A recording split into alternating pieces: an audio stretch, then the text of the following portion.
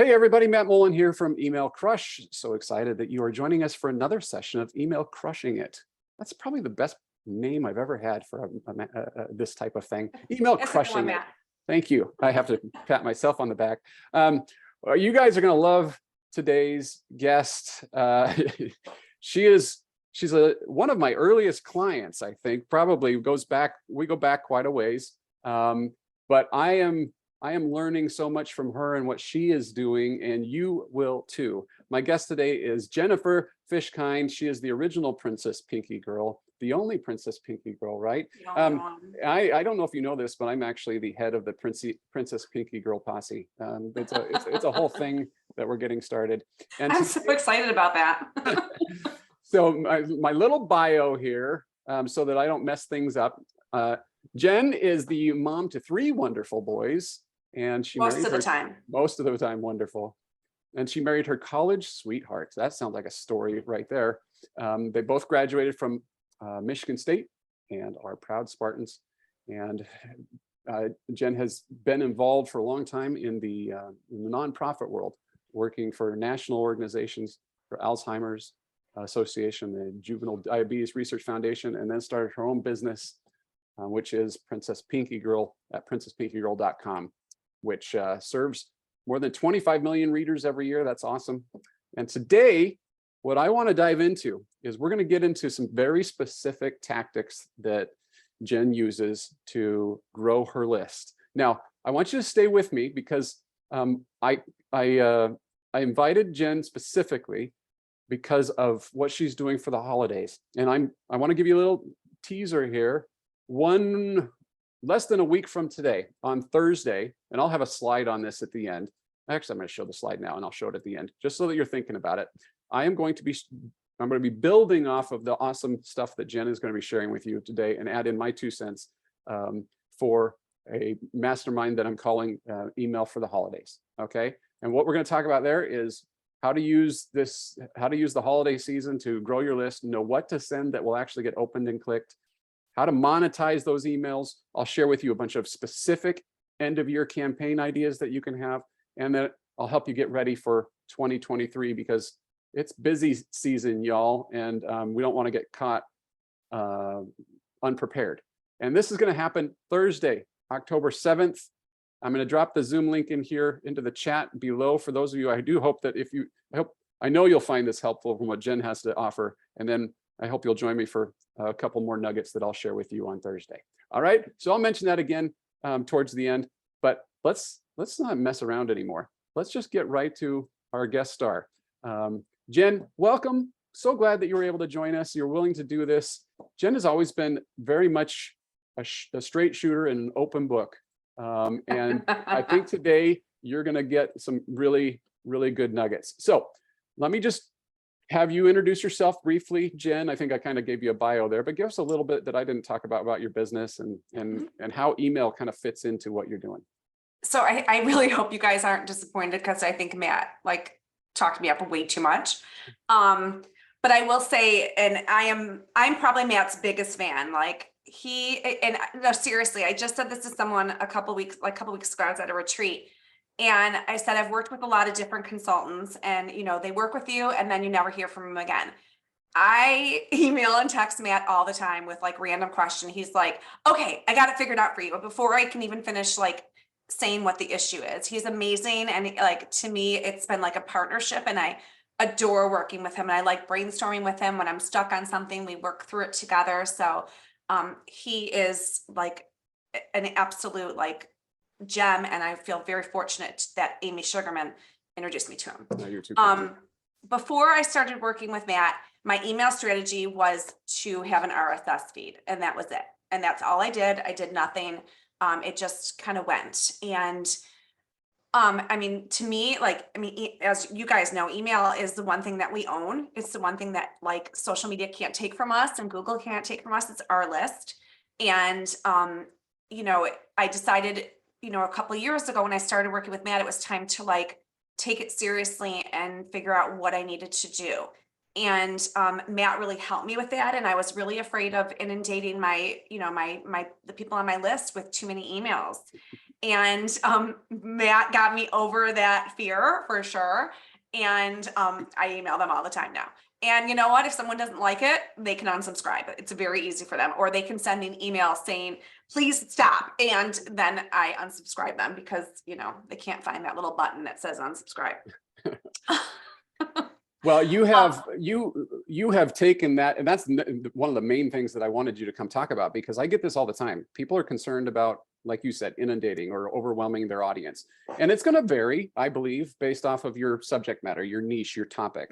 But you have done your own experimentation over the last several years. Why don't you tell people what you do in normal circumstances, and then what you do during these special ramp up times? No problem. So throughout the year, every Saturday we send out a broadcast. So that goes out, that's seasonal or it's monthly. It might be, you know, our what's cooking in September, or our reader favorites. We try to do that each, you know, twice, each one of those once a month.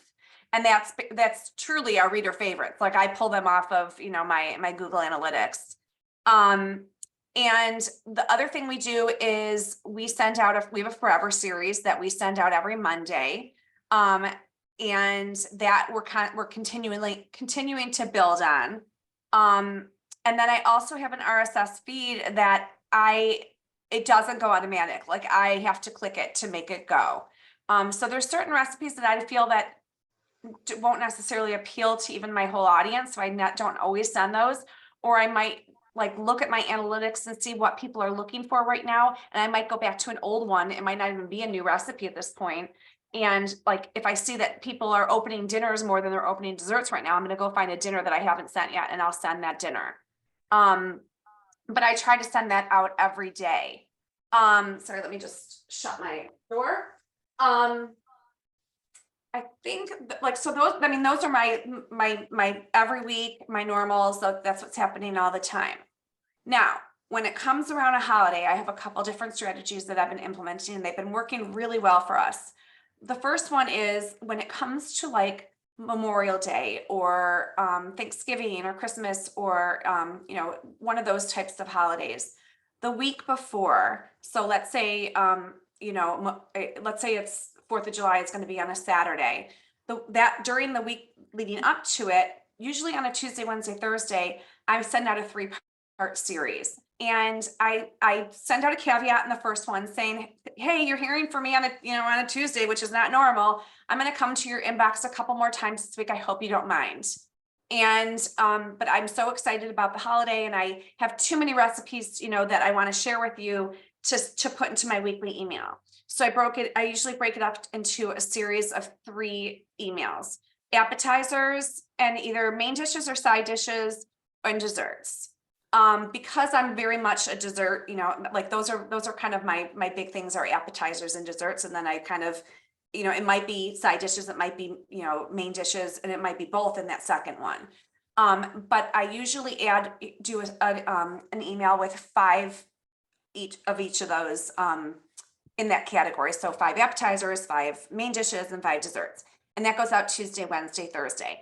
And the response to them have been really good. I mean, I get good open rates for them. I get good traffic. If I'm trying to really push for a certain recipe to get up in the ranking or to do a little bit better that I really want to push out there, I put those in there. So I've been doing that from, like I said, Memorial Day, Labor Day, 4th of July. I'll do it at Thanksgiving. I'll do it at Christmas and sometimes New Year's. And honestly, I haven't gotten any complaints about that. That's fantastic. One of the questions we had, this is in addition to your daily RSS emails? Yeah. So my daily RSS, people can opt in to either get it weekly or get every time I post a new recipe. And so my list is about 58,000 right now. And I'd say it's about a little under 10 that ask for it every day. So it's not huge, but it's good enough to make a push. Yeah. Now, these emails you mentioned, I just want to reiterate, these are roundup style emails. So it's 1, 2, 3, 4, 5. And is there a lot of text in these emails? So most of the style of my email, it starts with like an opening of, I'm chatty. So I give it kind of a chatty opening. It's not very long. And And then I go right into, a blurb about what the recipe is, a picture of it, a little blurb about it, and a button that links to it that says, show me or take me, and then it has the recipe name. So Awesome. it's a roundup style. Okay, very good. Now, when you started doing this, initially, did you have any pushback? Because you said, look, hey, hope you don't mind. Did anybody mind? I don't think I've ever gotten anyone saying, I mean, listen, I've had unsubscribes, but you're going to get unsubscribes and that's fine. Again, if they don't want to be on my list, great, I'll take them off. I don't want to pay for them. I mean, I call my list, at least once a month. Anyways, so. Wow. Okay. I don't want to pay for anyone who isn't interested in being there. So, right. Okay. Yeah. So you must have with that type of regular pruning of the list, you must have pretty good engagement. Is that right? All right. Knew it was going to happen. I'm sorry. What were you asking? Yeah. So you with the pruning of the list, what kind of engagement you must have pretty good engagement then as far as opens and clicks and all that. Yeah, I do, I think. They're kind of all over the road, sorry. In terms of depending on what email it is and which list it is. But I have to pull up my numbers to see like on those particular emails what the open rate and engagement is. I can look at that. Sure. Okay. But the other thing, so that's one piece of what I'm doing. The next thing that we started doing it 2 Christmases ago, and we've now implemented it into other holidays such as like Halloween. So we do an email series where they get a pop-up comes up on like for Halloween, for instance, it comes up on all my Halloween posts for an email series. It's similar to like the quick start guide that Matt recommends. So I have my quick start guide on my regular one, my evergreen one on all my other pages. But right now, specifically for like Halloween, I have it on my Halloween pages. When it comes to Christmas, I'll start it on my Christmas pages, but I'll probably turn it on to everything because Christmas does so well. So what this is it's called 13 Days of Halloween Treats. And we basically highlight, for 13 days, a different one of our posts. Last year, we tried to also pull in an ebook with it and say, you don't want to wait here, you can get our ebook with all of them and print them out. And it did fine. It just wasn't really, the amount of money that it made wasn't worth it. So we're not doing that anymore. But we started this when we did this last year, we had, what did I tell you, Matt? I think I said we had about total 1,400 subscribers. Right now, we just launched it about a week ago, and we have 2,500 subscribers with a 60% open rate and a 13% click-through rate. So we're really happy with that. And you launched, I'm sorry, let's back that up. A Halloween 13-day series. Yeah. You launched a week ago. So right. The 3rd week of September. And you're going to be able to run this all the way up till Halloween. We'll run it all the way up to Halloween, right? And as soon as it's over, we'll move into our next one. And you've already got 60% open rates on people that are wanting it now at 20. So, and we've got to believe that this is going to pick up even more momentum as we get closer and closer. It will. I mean, we will start to get unsubscribes from it, and that's okay, because people, start like, I don't want any more, but that's okay. We do the same thing with then our Christmas series, and we'll start this, probably pretty soon after, like November 1st. Yeah. I would say, and we do the year we started it, we did Christmas cookies. It was like 12 days of Christmas cookies. And it was like the first time we tried it, and I think we had, almost 3,000 subscribers. We had a 32% open rate and a 7% click-through rate. Last year, our goal was to double it. So we wanted to get around 5 or 6. We wound up with 8,000 subscribers for it. And we had almost a 30% open rate. And our click-through rate was like 3.5%, so it wasn't as high. We did get a high unsubscribe list, a number of unsubscribed. So we do have to see like what happened there and, you know, where we lost people. And it might just be that it's too long of a series. So we'll look into that. And, you know, we'd like to dig into the analytics a lot and, you know, and we'll, you know, try to perfect it this year. Okay, we got a couple of questions for you. Yeah. So Yeah. what pop-up software are you using to target these specific categories? So we usually use Convert Pro. For the Halloween one though, we used the Grow pop-up. Okay, Because we are trying to, you know, get those conversions and, you know, into Grow and get people to sign up for Grow, you know, with all the cookie stuff. Sure. So we did that and it's actually working okay. I don't think it's as pretty, but it's working. and then just to clarify, there was a question. This is not a forever series. This is actually the equivalent of a quick start guide, right? It's the equivalent of a quick start guide, but the difference is it's a quick start guide is, you know, that we normally have as evergreen. This is for a limited amount of time. Yeah, and your normal quick start guides, you're not doing 13 days or 12 days. No, our right? normal quick start guide is whatever you recommend. I think it was 5. Yeah, and then I'll talk about a tactic we could possibly employ for to limit unsubscribes in this particular as well. It just occurred to me, one thing that we could do. But some other questions: Are you sending them pre-existing Halloween posts in the Halloween series? Or are you creating new content for these series? That's a great question. So both. I mean, we have new content, and it goes like basically honestly, I think all of our Halloween content for the year is up now, and we're starting to put our Christmas content up now. But it's content that we were going to put up on our site regardless. But it's a mix of posts that I'm trying to again get some rank for and get some juice behind, or ones that are some new ones that I'm trying to drive some traffic to. Gotcha. And are you inviting your existing subscribers to drop into this, or do they just do it? So I'm sure they just do it, some of them. No, we did. We actually sent out an email. I'm glad you asked that. We sent out an email as our weekly email last Saturday, I think it was, saying we're doing this series and gave them an opt-in for it. So I have to look to see how many, if I can, I don't know how to look, how many came from that, but yes, it's existing people too. And for the new people, once they are done with the series, they get put into our forever series. So do you do any sort of exclusions? Because it's 13 days in a row, right? Or for the Christmas, and then for treats, excuse me, and then 12 days in a row for Christmas. Do you do any sort of exclusions so they don't get 2 emails a day, or do you just send them the extra emails? Yeah. No. Yeah. I think what's interesting about this, and one of the reasons I wanted to have Jenn on here, I mean, I already knew the answer to that one.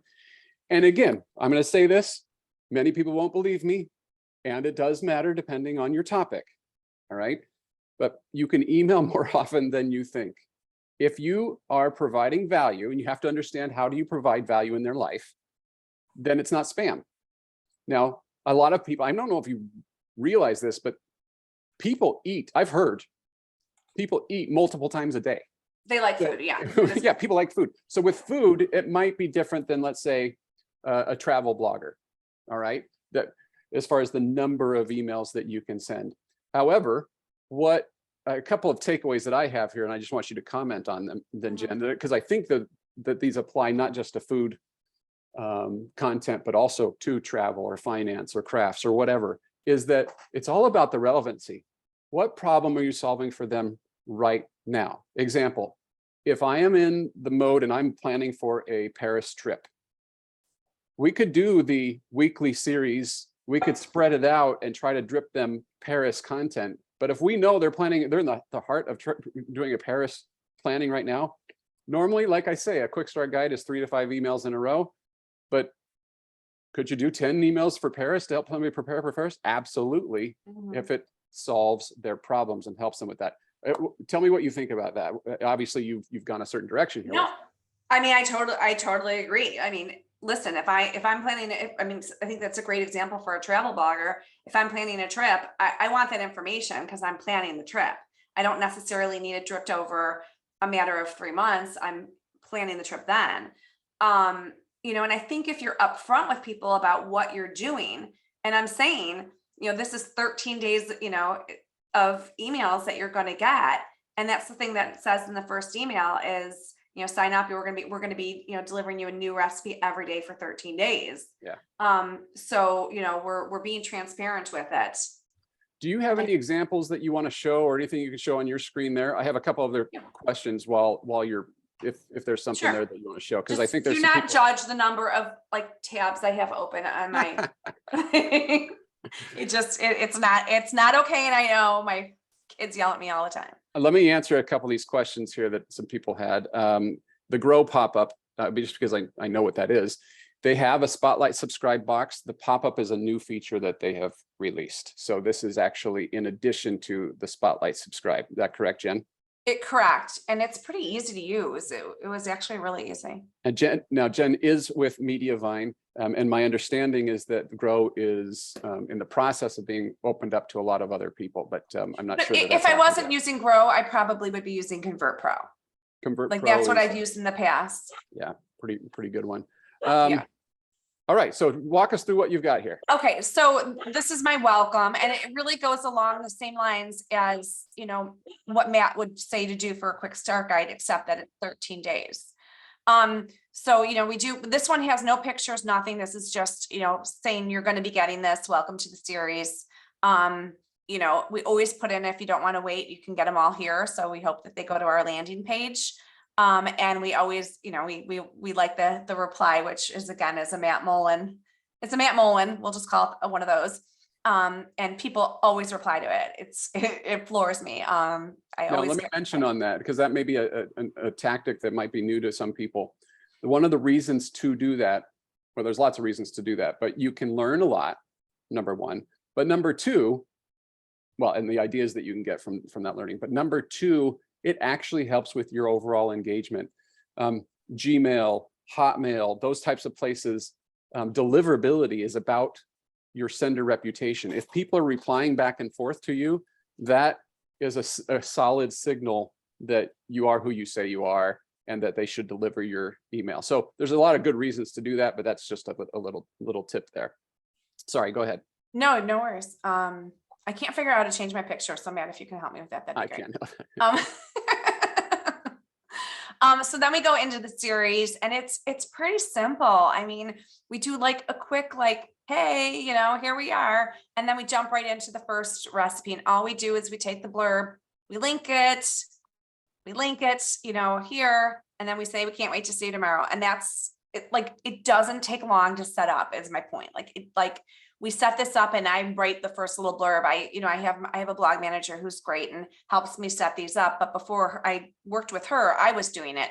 And all I'm really taking is the first line of the blog post, you know, my SEO line, and putting that in there with, you know, with the picture that we already have, because we've set it for our, you know, our, when we set up our post, we make an email picture right away. So we always have every recipe has an email picture ready, like at 400 by 400. Will you explain that just a little bit more? Just slow down on that and explain that that process, what you're doing there.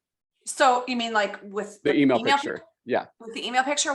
So when we create a post, we have our, you know, all of our photos for the post, you know, we optimize for the web.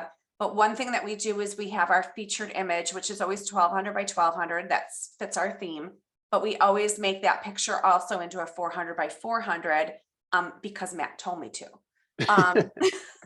That's the only reason I do that. Okay. But that's the size that we put in there. Maybe you can explain why it should be 400 by 400, but that's what we do. Sure. Yeah. Just sizing.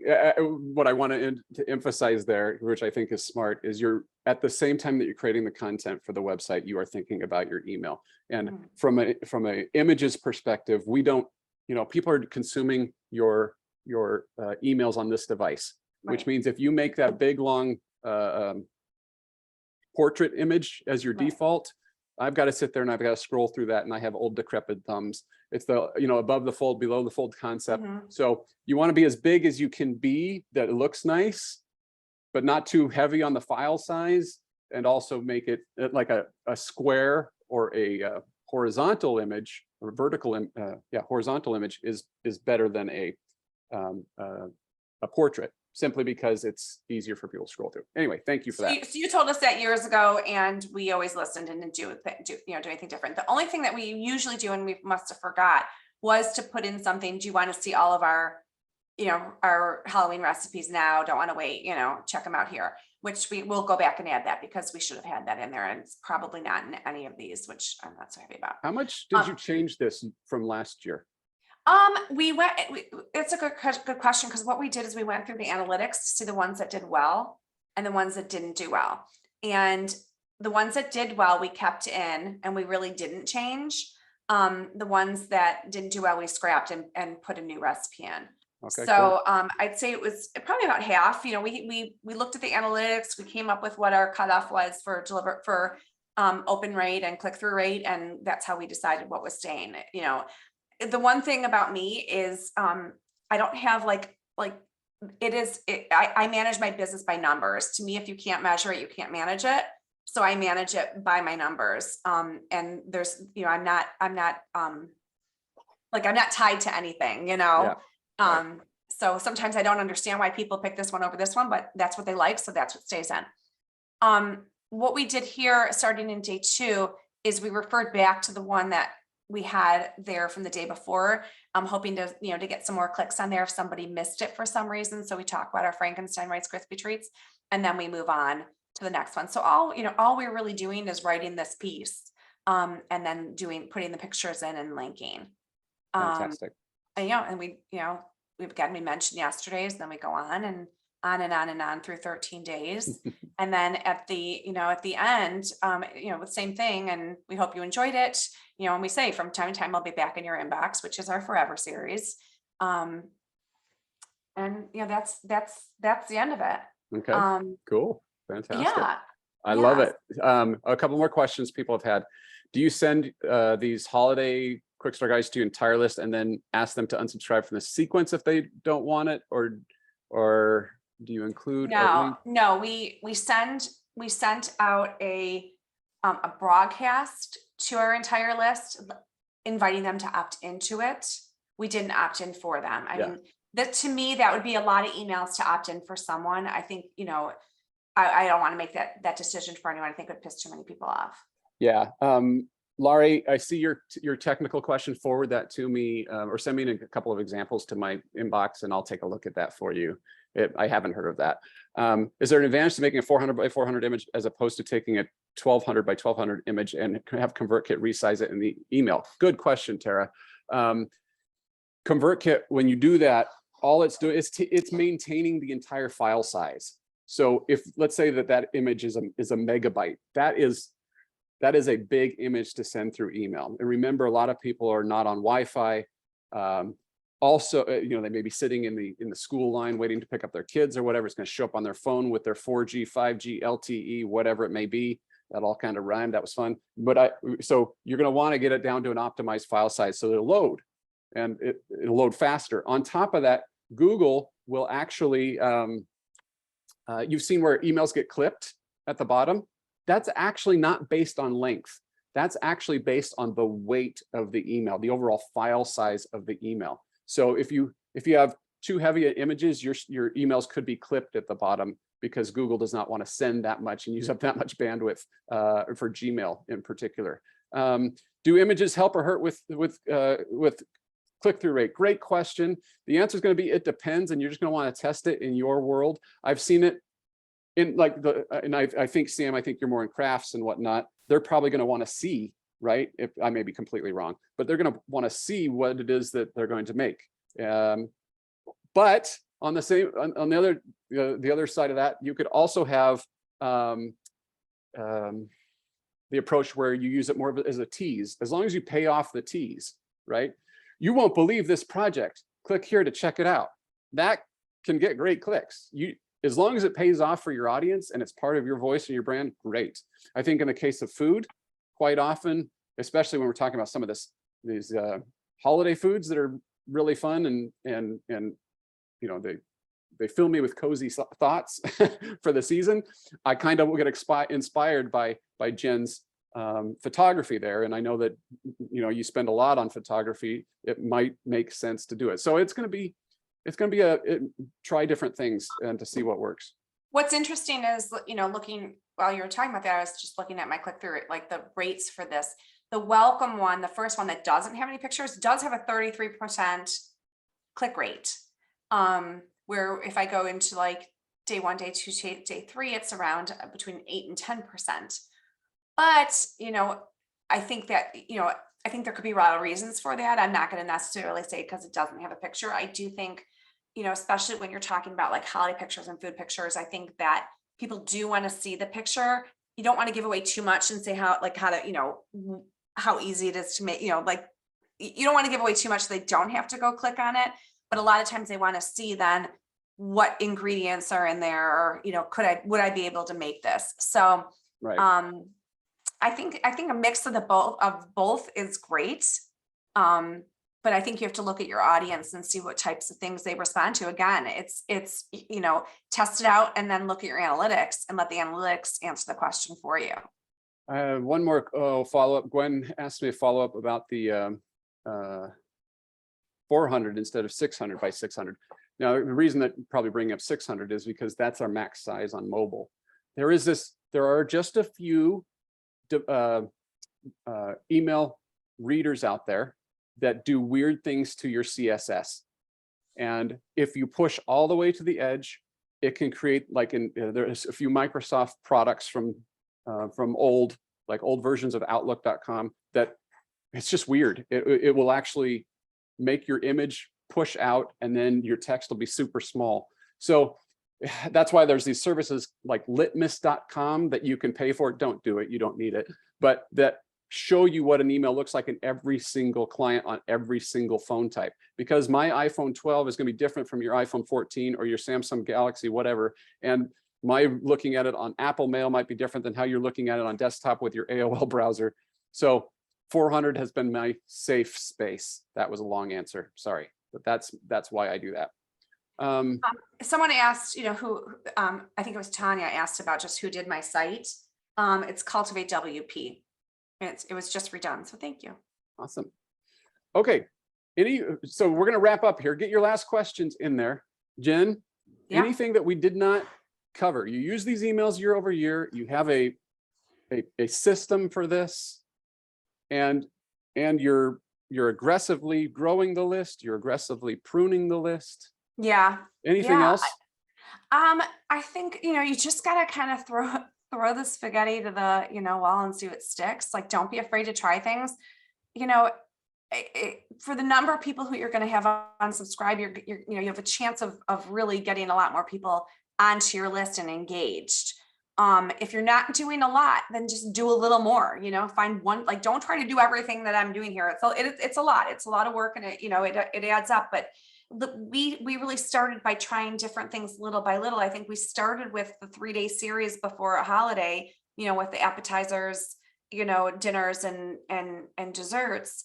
And, we saw that people weren't angry about it. And then we moved on to the cookie, the 12 days of Christmas cookies, and then, started expanding those and playing with those more. And once they're set up, they're really easy to duplicate and continue. And they just don't take a lot of time. I mean, Matt, I think, during his courses teaches you how fast you can write an email. So, our signups have been great. I was saying to Matt this past weekend, we had a surge of traffic from some viral recipes, and we got I think 1,000 new subscribers just to our overall list from the weekend. So get these things in place. This is it's money in your hand. There's so much you can do with your email list if you have it. I love it. Thank you so much for sharing that. I want to kind of wrap up this thought with an experiment that I did with a different food blogger earlier in the year. She is sending a seasonal email on every Saturday morning and a forever series every Monday morning. So 2 emails per week. I went to her and I said, hey, what do you say we double your emails and see what happens? And she was game for it. We took her list and we split it in half.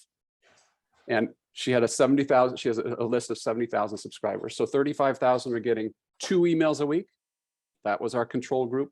Our test group, we added 2 more emails in a week. These were seasonal broadcast type emails, things that would be relevant that time of year. So it went from 2 to 4. There was no noticeable difference in unsubscribes in a month. Now, I know that's a short time frame, and over time, the fatigue might be real, okay? I didn't do a very long study, but no noticeable difference, but almost identical opens and clicks, which means that she just got more traffic for her ConvertKit monthly bill. Right. She nurtured those people a little bit more and became a little bit more of a subject matter expert in their eyes when they went and tried more recipes. Again, not sure if that's, you know, again, I'd have to do much longer studies on that. I'm sure that there is a fatigue point, and just to illustrate, depending on your niche, you might be able to email more often than you think. Well, and Matt, if I can just do a quick PSA for something that you pushed me to do that I was not comfortable with, which was cutting my list with, you know, from people who are not reading it. I was so nervous the first time I had to type "do it" into ConvertKit, because I'm like, oh my God, I worked hard to get these people, and now I'm like getting rid of them. And I actually had a friend this weekend say, I'm not getting your emails anymore. I'm like, it's because I cut you. I'm like, I cut you because you're not opening them. So Some friend. right, good friend. But I do want to know, and I'm going to follow up with you, Matt, on your thoughts on the unsubscribing, though, like, you know, from some of these. Oh, yes. So I'll wrap up the call with the tease. I will make a point on Thursday, and let me show my screen. Thank you to whoever it was. It was Laurie. I can't remember who it was that pointed out I had the wrong date in there. I was scrambling to throw this slide together before we got on here. So on Thursday, October 6th at 10 a.m. Pacific. Here again, there's that Zoom link. I'll drop it in there. Just put this in your calendar right now. Come join me, because I'm going to share a little bit of this tactic that Jen has been talking about here, but I will share how do you mute these people or make it so that they can opt out of this sequence without losing them altogether, and without feeling like, oh, that was a waste. Because I'm sure that, you know, maybe they get through 7 emails and they're like, okay, that has scratched my itch. But that doesn't mean that they hate your stuff. It just means that maybe they're going on vacation, or they're done celebrating, or whatever. You know, they baked everything they were going to bake. So there's a way that we can do that, and I'll show you how to do that. Again, on Thursday, we'll talk about Q4 email for the holidays, how to grow your list, what to send, how to monetize. I'm going to share with you very specific subject lines and in the weeds tactics, along with some big ideas. All right, hope you all join me. And hey, let's give Jen a Zoom round of applause. Thanks so much for being here, Jen. We appreciate you and your willingness to open up the pantry door and show us everything inside. It's so fantastic. My pleasure. All right, thanks everybody. Thanks, Matt. Bye-bye.